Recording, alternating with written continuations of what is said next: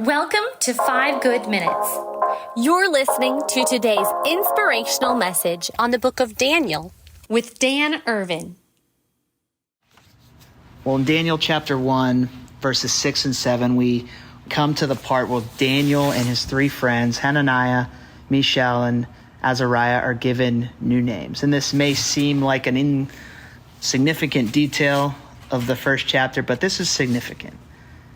You know, their Hebrew names that they had were meaningful, references to who God was. Daniel meant in Hebrew, God is my judge. Hananiah meant the Lord is gracious. Mishael, who is what God is. And Azariah, meaning the Lord is my help. But the Babylon Empire gave them new names. Belshazzar, Shadrach, Meshach, Abednego, all of them promoting, looking towards the Babylonian way of life, their gods. You know, what's happening here, it's not just a matter of a name, but it's Babylon's attempt to reprogram their identity, who they were, strip them of who they were. You know, Babylon wasn't just trying to take away their land, but they were trying to infuse their culture in the rest of the world. In a sense, wanting them, asking them, trying to get them to forget who they were, to forget their God. This is who you are now. It's not your names anymore. You know, and if we're honest, the world that we find ourselves living in today, it's not Babylon, but it's close. It's a culture that is constantly asking us, inviting us to rename ourselves based on things that aren't attached to God. Maybe it's based on our performance or on what we've done with ourselves in the past, or how well we're liked, or what we can achieve, or what we desire, or what's on our LinkedIn profile, or what trauma we've been through. You know, most of us spend our entire lives trying to live up to a name, trying to prove ourselves, trying to justify our existence in some way.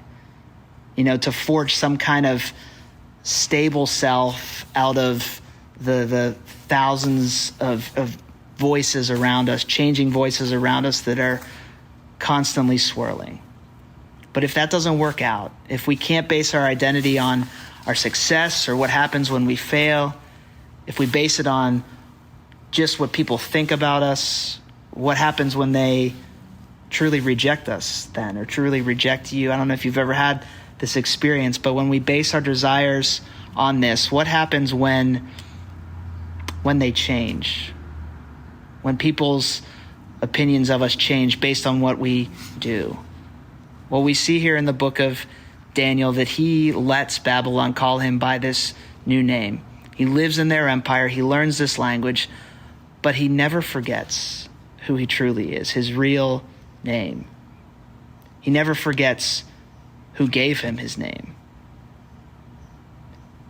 You know, you are more sinful than you ever dared to believe, and more loved than you ever dared hope. This is the essence of the gospel. Tim Keller often puts it this way in some of his writing. And this is the reality of the gospel, that we are flawed, we are sinful, but we are loved. It's our identity. It's who we are, regardless of what the world says about us. Maybe the world says it's what you do that matters.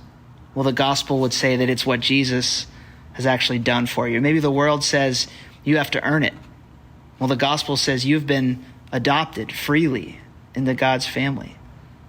You know, Jesus himself was renamed many times. You know, in Isaiah 53, there's a passage in Isaiah 53 that talks about Jesus as a man of sorrows, you know, on the cross, treated like a criminal, abandoned, rejected. Why? So that we could have a new name, so that we could be called beloved, righteous, sons and daughters of the King. That's the significance. That's the key. If we can root our identity in that, we'll know. We'll know the true meaning of what it means to follow and know Jesus, because we'll be crushed when we root our identity in anything other than that, on our success or on what we're doing. We'll be anxious. But when you know you're already accepted, not because of what we've done, but because of who he is and what Jesus has done, we can live with humility and confidence. We can live in a Babylonian world without becoming like the Babylonians. So the question is, do you know this? Do you know that Jesus doesn't require us to prove ourselves? We receive this name that he gives us, this new identity, because of his grace. And we can live from that, in that reality, in Christ. Thanks for joining us here today. There's a lot of great content to explore on Orchard Hill Plus and on the Orchard Hill main feed from the weekend. Have a great day.